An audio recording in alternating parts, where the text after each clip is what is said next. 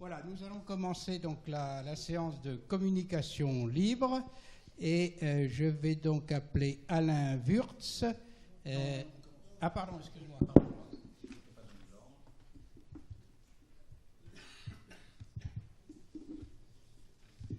Bon, alors ce n'est pas Alain Wurtz, c'est Xavier Riot qui va de Nantes, qui va nous faire la chirurgie maxillofaciale et la Grande Armée. Je suppose que c'est la Grande Armée de Napoléon. Bon.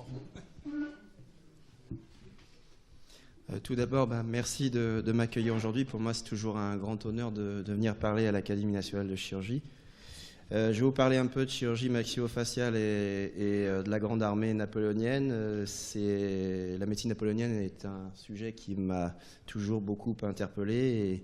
Et ces derniers temps, pour les besoins d'un travail, j'ai fait pas mal de petites découvertes concernant la chirurgie maxillofaciale et je vais vous en parler un petit peu.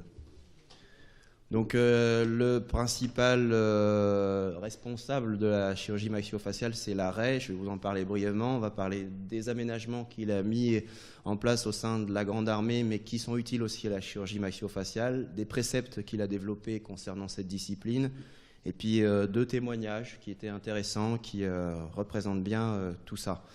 Il y a eu des personnalités dans la Grande Armée qui ont été blessées à la face. Et puis un tout petit mot, puisque je suis dentiste de profession, sur la dentisterie dans la Grande Armée, qui est une discipline attenante à la chirurgie maxillofaciale et qu'un Hippolyte Morestin pendant la Grande Guerre aura parfaitement maîtrisé parce qu'il avait compris que les deux étaient indissociables. Et puis malheureusement, en conclusion, quelques témoignages qui montrent que les préceptes de l'arrêt n'ont pas été suivis par tous. Donc tout est parti d'une petite découverte, le tableau du baron Louis-François le Jeune, intitulé « La bataille de la Moskova », qui a été peint en 1822. Pour la petite anecdote, il a été peint en considérant l'événement survenu à 15h l'après-midi. Et comme vous le verrez après, en fait, c'est survenu à 10h, 11h le matin. En bas à gauche, on voit un homme aux cheveux bruns qui panse le visage d'un blessé. C'est Dominique Larrey, le chirurgien en chef de la Grande Armée en 1812. En fait, le 7 septembre 1812, le général Morand, qui commande la première division d'infanterie du corps de Davout, a la mâchoire fracturée par un éclat d'obus et c'est Larrey qui va le panser. Le général va continuer son commandement, mais exclusivement par geste, pendant toute la retraite de Russie. Ce sont les préceptes de l'arrêt qui vont diriger les soins aux gueules cassées dans la Grande Armée. On les retrouve pas mal dans ses mémoires, qui sont parus en plusieurs tomes chez Bayer. Et donc, concernant Morand, il dit l'arrêt dit cette chose: je simplifiais cette blessure grave, je fis l'extraction des fragments osseux détachés de la mâchoire, et je pratiquais plusieurs points de suture qui rétablirent les formes normales du visage et en prévinrent la difformité. Dominique Larrey. Donc, très brève présentation, parce que si on se réfère au livre de Jean Marchionni, qui fait plus de 900, presque 1000 pages sur Dominique Larrey, je ne vais pas m'attarder sur 1000 pages, donc ça fera l'objet que d'une diapo. Donc, il a été présent dans toutes les campagnes de la Grande Armée, c'est 25 campagnes, 200 affrontements, 40 batailles. Il a été blessé à 6 reprises au feu. Chirurgien en chef de la garde impériale en 1804, officier de la Légion d'honneur lors de la première promotion en 1804. Il est inspecteur général du service de santé en 1805, à Eylau en 1807. Il fait 800 amputations en 3 jours. Il est baron d'Empire sur le champ de bataille à Wagram en 1809 et chirurgien en chef de la Grande Armée en 1812. Il succède à Horteloup. Napoléon à Sainte-Hélène va dire de lui: c'est l'homme le plus vertueux que j'ai connu. Il a laissé dans mon esprit l'idée du véritable homme de bien. Wellington à Waterloo, en le voyant ramasser ses soldats blessés, va faire arrêter le feu pour permettre à l'arrêt de récupérer ses soldats blessés. Et il va dire: je salue l'honneur et la loyauté qui passent. Les aménagements utiles à la chirurgie maxillofaciale, il y en a un certain nombre. En 1793, Larrey va inventer 3 types d'aiguilles à suturer les plaies de la face. Cette invention va lui valoir la médaille d'or de l'Académie de chirurgie. Il se frictionne tous les jours le corps à l'eau vinaigrée. Il est très rigoureux en matière d'hygiène. Il enraye ainsi plusieurs épidémies par ses seuls conseils d'hygiène. Le scorbut en Égypte. En 1805, il va visiter les hôpitaux de Vienne et il va enrayer plusieurs épidémies en recommandant des mesures d'hygiène précises. En 1894, il va mettre en place les ambulances volantes qui sont saluées par le comité de salut public. En 1806, il va instaurer la sélection des blessés et leur classement en fonction de la gravité des blessures. C'est un classement qui a été suivi à la lettre pendant les 2 conflits mondiaux du XXe siècle, pour dire à quel point il était visionnaire. À Wagram, en 1809, il va utiliser le froid pour anesthésier ses blessés et il entreprend de les évacuer pour éviter les infections de leurs plaies. Il va opérer 1200 blessés, 300 amputations et 45 décès seulement. Les préceptes de la chirurgie maxillofaciale pour toutes les plaies de la face, c'est l'arrêt qui parle. Il préconise une suture immédiate. La suture immédiate permet de rapprocher les berges de la plaie plus facilement, surtout au niveau de la face, et de limiter ainsi les difformités. En cas de délabrement important au niveau de la face avec une perte conséquente des parties molles, il va effectuer une suture en enroulant le fil en 8 autour d'une aiguille, en traversant de part en part les berges de la plaie, ce qui garantit une plus grande solidité de la suture. En cas de fracture au niveau de la face, il va prendre le temps d'enlever patiemment toutes les esquilles osseuses. Il va réduire la fracture et enfin, à l'aide de ligatures dentaires réalisées grâce à des fils d'or ou de platine, ou par l'entremise d'une gouttière intrabuccale et d'une mentonnière, il va immobiliser la mâchoire, mais il y a souvent des séquelles qui sont récurrentes. Pour les plaies peu étendues, il va suturer la plaie et mettre en place une sonde de gomme élastique pour modeler les narines. La rhinopoïèse par lambeau de voisinage est pratiquée avec succès par l'arrêt dès 1820. C'est la première référencée, mais on se doute bien qu'il a déjà appliqué la chose sur le terrain bien avant. Ça, c'est une chirurgie ne s'improvisant pas. C'est le cas notamment d'un sous-officier de la Légion d'Aude à l'hôpital de Givet, après une tentative de suicide par balle, ou, comme le précise l'arrêt, un accès de mélancolie, qui va être opéré en 1820 avec succès. Brièvement, les recommandations chirurgicales sont les suivantes. Blessure à la tête et au cou, on utilise le trépan. Blessure ouverte de la face, suture immédiate, fermeture de la plaie le plus vite possible. Pas d'anesthésie, rapidité opératoire et dextérité du chirurgien. Parfois 2 verres de gnôle, parfois du laudanum, à titre exceptionnel. Une chose contre laquelle Percy, autre chirurgien-chef, et l'arrêt vont se battre pendant toutes les guerres napoléoniennes, c'est l'approvisionnement en matériel. Plus les guerres vont avancer, moins il y aura d'approvisionnement, et ce sera un sujet de grande discussion auprès de Napoléon et des services administratifs. Ils devront se battre sans arrêt contre cela, ce qui donnera quelques même disputes de l'arrêt avec Napoléon, car l'arrêt pouvait avoir des résultats alors que Percy n'en a jamais vraiment eu auprès de Napoléon. Pour la fièvre, un verre de rhum ou du jus de 2 citrons avec une cuillerée de sel et de poivre, quinquina parfois, en fonction de l'approvisionnement toujours. Le premier témoignage, pendant la campagne d'Égypte, l'aide de camp du général Verdier a été atteint à la bouche d'un coup de pistolet qui lui emporta toute la joue gauche, depuis la commissure des lèvres jusqu'au masséter, en sorte que les 2 arcades alvéolaires, la langue et une portion de ses muscles furent mis à découvert. Les bords de la plaie étaient renversés et noirâtres. L'officier éprouvait de vives douleurs. C'est l'arrêt qui relate ça dans ses mémoires de 1812. Donc je me hâtais de rafraîchir les lambeaux et de régulariser la plaie pour en mettre les lèvres en contact parfait, et je les fixais par 9 points de suture entrecoupés, soutenus par un bandage approprié. Le blessé fut mis à la diète et à l'usage des rafraîchissants qui prévinrent la fièvre et les autres accidents. Le traitement ne dura que 17 jours et il y eut très peu de difformités. Toujours l'arrêt qui parle. Autre épisode, le 26 juillet 1812, l'arrêt témoigne un colonel russe, un des premiers portés à l'hôpital, avait reçu de l'un de nos cavaliers un coup de sabre qui lui avait coupé le nez à la base dans toute sa longueur. On voyait d'une part toute l'étendue des fosses nasales et de la cavité de la bouche, sans arcade alvéolaire, de l'autre le lambeau de la totalité du nez, de la lèvre supérieure et de la voûte palatine renversée sur le menton. Il faut dire que l'arrêt soignait les blessés des autres armées, ce qui lui a conféré une gratitude et une notoriété dans toute l'Europe, à ce titre. Toujours l'arrêt, j'eus quelques peines à enlever des caillots de sang qui remplissaient les fosses nasales et que la poussière avait rendu concret. Je détachai ensuite la portion de la voûte palatine qui tenait au lambeau. Elle se composait de la moitié antérieure de l'arcade alvéolaire supérieure. Elle avait été séparée du reste de la mâchoire, d'un côté entre la canine et la première molaire, et de l'autre entre les 2 premières molaires. L'arrêt encore, un linge fin trempé dans l'eau salée fut appliqué dans toute l'étendue du triangle qui indiquait la plaie. J'introduisis dans les narines 2 portions de grosses sondes de gomme élastique pour en conserver la forme et le diamètre. Elles furent assujetties à l'extérieur au moyen d'un cordonnet de fil que j'avais passé à leur extrémité antérieure. Des compresses graduées furent placées sur les côtés du nez et un bandage contentif termina l'appareil. J'eus la satisfaction d'apprendre à mon retour de Moscou que cet officier supérieur était parfaitement guéri et sans nulle difformité. Donc les personnalités blessées de la face, le général Desaix, qui était un grand ami de Bonaparte, qui est mort à Marengo. Ça a été une catastrophe pour Napoléon le jour où il l'a appris. Donc blessé au niveau de la face. Donc en 1793 à Lauterbourg, une balle traverse les 2 joues du général de Saix. Ne pouvant plus parler, c'est avec des gestes qu'il poursuit son commandement auprès de ses hommes au bord de la débandade. Il ne quitte le champ de bataille que pour se faire panser une seule fois. Ses soldats, tous ralliés à ses ordres. Son visage est dit couturé de cicatrices, raccommodé à la hâte par des chirurgiens de fortune.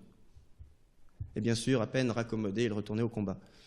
Lors du siège de Saint-Jean-d'Acre, le 1er avril 1799, le général Pierre Deveau reçoit une balle dans le visage. À ce propos, l'arrêt écrit « Le général baron Deveau reçut à l'un des assauts de Saint-Jean-d'Acre un coup de feu à la face, lequel fut suivi de fracas aux 2 mâchoires et de la perte de plusieurs dents. Je le pensais à mon ambulance de la trancher avec un si grand succès que lorsque cette plaie fut guérie, il n'y avait presque point de difformité et le général put continuer son service actif. » À la bataille d'Aboukir, le 25 juillet 1799, en capturant le pacha Mustapha, Joachim Murat reçoit une balle qui lui traverse la mâchoire de part en part. Par chance, la langue n'est pas atteinte. Il avait la bouche ouverte à ce moment-là. Bonaparte dira, c'est la première fois qu'il l'a ouverte à propos. Dans une lettre à son père du 28 juillet, Murat évoque cette blessure. « Vous saurez qu'un Turc m'a fait la gentillesse de me traverser la mâchoire d'un coup de pistolet. C'est vraiment un coup unique et extrêmement heureux, car la balle qui est entrée par un côté à côté de l'oreille est sortie directement à côté de l'autre, n'a offensé ni mâchoire, ni langue, ni cassé aucune dent. On m'assure que je ne serai nullement défiguré. On me fait espérer que dans 15 jours, je serai parfaitement en état de reparaître en campagne. » Mais une autre blessure l'affecte davantage. En 1803, à Milan, un accident de chasse ou un exercice de tir ayant mal tourné à cause d'une arme défectueuse ou mal nettoyée lui paralyse la lèvre supérieure. Un certificat médical établi par le médecin de garnison fait état d'une paralysie de la lèvre supérieure du général à la suite d'un coup de feu reçu par celui-ci. Cette blessure ne laissera pas trop de traces, mais il est possible qu'elle ait été encore visible lors du portrait de Vicard en 1808. On y voit un col remonté très haut. Donc malheureusement, des témoignages qui vont un peu dans le sens inverse. C'est un soldat de la Grande Armée qui visite les hôpitaux de Vienne en 1813 pour retrouver quelques-uns de ses amis. Donc, quels hôpitaux, mon grand Dieu? Des églises, des magasins, des écuries, des galetas vides, un lit de paille haché étendu sur le pavé, et par là-dessus des corps humains couchés l'un contre l'autre, les uns morts de la veille, les autres agonisants, ceux-ci gémissant, ceux-là criant qu'on les débarrasse du voisinage d'un cadavre, tous ces malheureux couverts de sang, la tête et les membres entourés de sales chiffons, quelques chirurgiens fort rares. Le 18 octobre 1812, à la bataille de Vinkovo, le lieutenant Danel du 9e hussard est grièvement blessé au visage. C'est relaté dans la revue de la Sabretache. Le projectile me refrappa immédiatement au-dessous de la pommette de la joue droite, m'emporta tout le bord supérieur alvéolaire et les dents qui, dans leur trajet, labourèrent ma langue et la déchirèrent en plusieurs parties. L'os maxillaire fut également touché, d'où s'ensuivit la perforation du palais. Donc il est emmené à l'ambulance la plus proche, une suture immédiate est réalisée, 3 heures après, son visage est boursouflé, il devient muet et aveugle.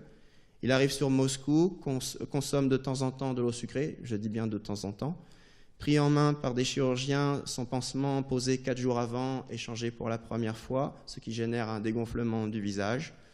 Il a une communication bucco-sinusienne pendant près de 6 mois, ce qui le rend incapable de garder le moindre liquide en bouche. Il est évacué de Moscou, le froid est si intense que son visage regonfle. Après Smolensk, le chirurgien de la Grande Armée, Ève, pratique des incisions sous les yeux, ce qui lui permet d'évacuer le pus, la collection de pus qui s'est accumulée là, et lui permet de réouvrir les yeux, de reparler mais de façon inintelligible. Sa langue peut à nouveau claquer au palais.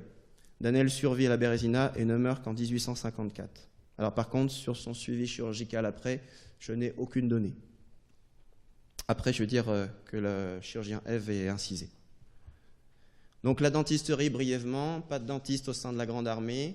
Là où Hippolyte Morestin avait compris pendant la Grande Guerre qu'il fallait travailler avec les dentistes pour faire des bonnes reconstructions crânio-faciales, à l'époque, c'est une chose qu'ils ne connaissent pas. Il n'y a pas de dentiste au sein de la Grande Armée. Ce sont les chirurgiens qui sont formés à extraire les dents et qui règlent tous les problèmes dentaires. Donc seulement des extractions dentaires, évidemment, rien d'autre. Je terminerai juste en disant un tout petit débordement sur la dentisterie. La fameuse expression « les dents du bonheur ». Les dents du bonheur, ça vient de cette époque-là. En 1793, il y a une loi de réforme qui précise dans les critères de réforme que la perte des incisives de devant est un critère de réforme. Ils ne peuvent pas déchirer les cartouches pour charger les fusils, donc ils sont réformés d'office. Et ce sera confirmé par une autre loi sur la conscription de 1811. Malheureusement, entre-temps, Percy va monter son corps d'infirmier en 1809 et tous les réfractaires au combat vont aller dans le corps d'infirmier mais vont combattre sans armes. Voilà. Merci de votre attention. Bien, merci d'avoir rappelé les extraordinaires réalisations que l'on faisait à cette époque héroïque. Ah oui. Alors Dominique Larrey, malgré cette magnifique carrière que vous avez rappelée, n'a jamais été membre de l'Académie de chirurgie, donc il ne figure pas sur la liste des membres pour une raison simplement de disparition de l'Académie de chirurgie à la suite de sa suppression des académies par la Convention. Et quand elle a été rétablie, Dominique Larrey, elle n'était plus en fonction. Par contre, son fils, lui, figure sur la... Donc il y a un Larrey quand même qui figure à l'Académie, mais ce Larrey, c'est son fils. Mais Dominique, j'ai cherché parce que j'avais fait l'exposé à l'Académie comme secrétaire général il y a quelques années, et j'avais commencé en disant que ce formidable chirurgien n'avait jamais été membre de l'Académie de chirurgie. En tout cas, merci pour ce bel exposé très très documenté. Y a-t-il des questions dans la salle ? Merci mille fois. Compliments pour cette magnifique présentation et puis très instructive. En chirurgie moderne, à l'heure actuelle, on n'opère jamais ces blessés de la face avec des projectiles en urgence. Pourquoi ? Il y a une hémorragie dramatique. Donc, hémostase, premier geste. Et le deuxième geste, donc, bilan, bien sûr, qui ne pouvait pas être fait sur les champs de bataille, bilan ORL, neurologique, etc. J'ai deux questions. Comment faisait-il l'hémostase ? Puisque c'est très bien dit dans votre présentation, il suturait les tissus, il ne parle pas du tout d'hémostase. Et quel était le délai entre le traumatisme balistique et l'intervention? Ça, on l'a vu sur les premiers blessés en particulier, c'était pratiquement immédiat. Alors, Larrey a mis en place ces ambulances volantes qui lui permettaient de récupérer les soldats sur le champ de bataille, mais pendant très longtemps, il faut savoir que tout ce qui était blessé de la face était négligé par Napoléon, et il les abandonnait parce qu'ils devenaient des soldats qui invalidaient sa grande armée. Donc, on s'en préoccupait en définitive que très peu. Après, c'est Larrey qui a mis en place un certain nombre de choses, et je dirais qu'il ne l'a pas mis en place comme on met en place une discipline, la chirurgie maxillofaciale. Il l'a mis au hasard des blessures, plus comme ça. Donc il a innové, il a improvisé face à la gravité de ces blessures qui étaient physiquement, qui étaient esthétiquement invalidantes, quoi. Mais il n'a pas mis en place la chirurgie maxillofaciale. C'est moi qui l'ai adapté pour la présentation, en essayant de retrouver à droite à gauche ce qui pouvait effectivement coïncider. Mais au fur et à mesure, il a improvisé ses techniques, et il relate bien effectivement des cas où voilà comme ce qu'il préconisait. Pour l'hémostase, l'hémostase, je ne sais pas, il ne le cite pas, il n'en parle pas. Il n'en parle pas.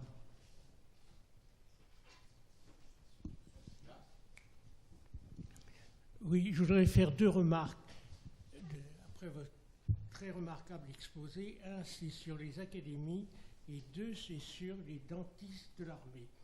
Au niveau des académies, tout a été supprimé avec la Révolution. Et quand Napoléon est arrivé, devenu empereur, Larrey essayait de reconstituer une académie de chirurgie qu'il n'a pas obtenue. Et en face de lui, il avait Corvisart qui voulait faire créer une académie de médecine. Parce que avant la c'est Portal, l'Académie de médecine. Comment ? C'est Portal, l'Académie de médecine. Oui. L'Académie royale de médecine à partir de 1820. C'est Portal, c'est pas Corvisart. Il y avait surtout des sociétés, des eaux thermales, enfin, etc. Donc pas de création ni d'académie de chirurgie ni d'académie de médecine. Et c'est Louis Dusit qui a créé une académie nationale de médecine avec des divisions. Il y avait une division de chirurgie, de médecine et de pharmacien. Ça, c'est la première remarque que je voulais faire. Et on a attendu pour la création d'une académie de chirurgie, je crois que c'était à la fin du 19e siècle, hein. C'était vers 1800 et quelques. Hein. Pour moi, pour répondre à ça... L'armée n'a jamais eu de chirurgien dentiste de carrière. Je suis ancien combattant de la guerre. Au XXe siècle, si à partir de 1916, les officiers de chirurgie dentaire sont mis en place en 1916. Alors là, vous m'apprenez quelque Oui, chose. à partir de 1916, et le corps d'actifs des dentistes, c'est avant la Seconde Guerre mondiale. Il ne sévissait plus, notamment pendant la guerre d'Algérie, où il n'y avait que des appelés pour la dentisterie. C'était les chirurgiens maxillofacial qui s'occupaient quand il y avait des problèmes faciaux, mais il n'y avait pas du chirurgien de carrière. Je n'en ai jamais connu, je regrette qu'il n'y ait pas... Pourtant, vous avez un corps d'actifs. Les premiers dentistes officiellement dans l'armée française, c'est 1916. Ils ont été institués par Georges Clemenceau lui-même, signé, décrété par lui-même. Et j'ai les décrets, je peux les montrer. La refondation de l'Académie de chirurgie, c'est 1935. Et vous avez dans l'entrée la photographie de la séance inaugurale au Grand Amphithéâtre de la Sorbonne, présidée par Pierre Frédet. Alors juste une chose pour rebondir sur cette remarque, c'est que, bon, effectivement, vous l'avez précisé, en 1793, il y a une loi qui dissout toutes les académies, les associations savantes, etc. On a une remise en place de 3 écoles de santé par Fourcroy. J'avais déjà fait une présentation ici, il y a quelques temps, qui remet en place 3 écoles de santé à Paris, Strasbourg et Montpellier, où justement on met en place l'enseignement hospitalo-universitaire dans la même foulée. Moi, si j'ai un sentiment personnel, bien sûr c'est un peu exagéré ce que je vais dire, je trouve personnellement, pour avoir pas mal étudié la question, que l'Institut d'Égypte mis en place par Napoléon avec les subdivisions sous l'égide de Berthollet là-bas ressemble pas mal, même si, et la manière dont les médecins qui pouvaient se faire élire dedans ressemble pas mal à la création d'une nouvelle académie à cette époque-là. Et elle était pensée quand même selon les mêmes principes, avec les mêmes subdivisions et selon les mêmes principes d'élection, de publication, de communication, des travaux, etc. Ça a été éphémère, voilà, pardon. Mais c'était quand même pensé dans le même esprit. Et le vrai fondateur de l'Académie de médecine, c'est Portal. C'est Portal. Oui. Encore une question, Monsieur Fabre. Oui, je voulais savoir quel est l'apport finalement, quel est l'apport principal de l'arrêt sur le plan de la chirurgie militaire? Tout. Il a les ambulances volantes, la classification des blessés, c'est des choses qui ont perduré sur le XXe siècle. Il était le premier à amputer en désarticulant l'épaule. Il a fait des choses, c'est considérable ce qu'il a apporté. Aujourd'hui, bien sûr, les techniques ont évolué, mais il y a tellement de choses. L'arrêt, il est encore là, quoi. Je veux dire, spirituellement, il est encore là. C'était un homme gigantesque. Je pense que s'il a marqué autant les esprits, aussi bien chez les adversaires de la Grande Armée que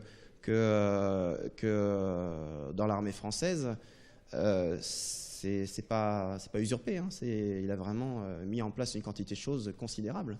Et surtout, il s'est battu pour ses blessés. Il s'est battu à un point qu'on n'imagine pas, au point d'il faillir en mourir lorsqu'il a passé la Bérésina. Il a été repêché par ses soldats qui l'ont reconnu au moment où il coulait. Et je vais compléter. Voilà, c'est la référence quand même des médecins militaires, et il a d'ailleurs une magnifique statue que vous connaissez au Val-de-Grâce, en reconnaissant de ce qu'il a apporté à la chirurgie militaire. Et pour compléter ce qu'a apporté le baron Larrey, en fait, c'est lui l'inventeur des plumassos, c'est-à-dire des pansements hémostatiques que les Américains ont repris après la guerre au Vietnam, qu'on appelle les pansements américains, on va dire vulgairement, mais ce n'est pas les Américains, c'est les Français qui l'ont mis au point, et c'est baron Larrey. Donc l'hémostase vient de là, d'accord. Voilà, nous allons passer à la suite. Merci beaucoup pour cette contribution qui nous a beaucoup intéressés.